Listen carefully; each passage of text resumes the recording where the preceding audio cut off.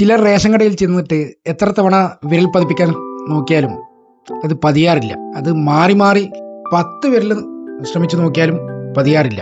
നമ്മൾ അക്ഷയ കേന്ദ്രയിൽ ചെന്ന് ആധാർ എടുത്ത കാലം ഓർമ്മയുണ്ടോ?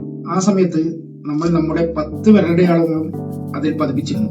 അതിനുശേഷം നമ്മളിപ്പോൾ റേഷൻ കടയിൽ ചെന്ന് അരി വാങ്ങാൻ വിരൽ പതിപ്പിക്കുമ്പോൾ അന്ന് കൊടുത്ത വിരലടയാളവുമായിട്ടാണ് നമ്മുടെ ഈ വിരല് മാച്ച് ചെയ്ത് നോക്കുന്നത്.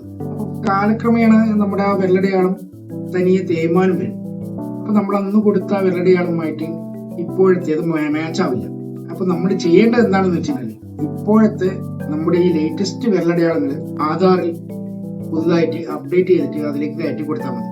പിന്നെ നിങ്ങൾക്ക് റേഷൻ കടയിൽ വന്നു കഴിഞ്ഞാൽ വിരൽ പതിപ്പിച്ചാൽ എളുപ്പത്തിൽ അത് ഓക്കെ ആവും. ഇത് വെറും റേഷൻ കടയുടെ മാത്രം വിഷയമല്ല കേട്ടോ.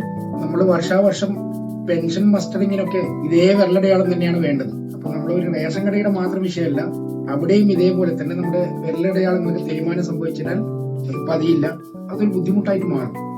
അതുകൊണ്ട് നമ്മൾ 1-2 തവണ റേഷൻ കടയിൽ നിന്ന് വിരൽ പതിപ്പിച്ചിട്ട് ആവുന്നില്ല എന്ന് കണ്ടു കഴിഞ്ഞാൽ കഴിയുന്നത്ര പെട്ടെന്ന് അക്ഷയ കേന്ദ്രത്തിൽ പോയി അവരുടെ ആധാർ അപ്ഡേറ്റ് ചെയ്യുക. ഓക്കെ.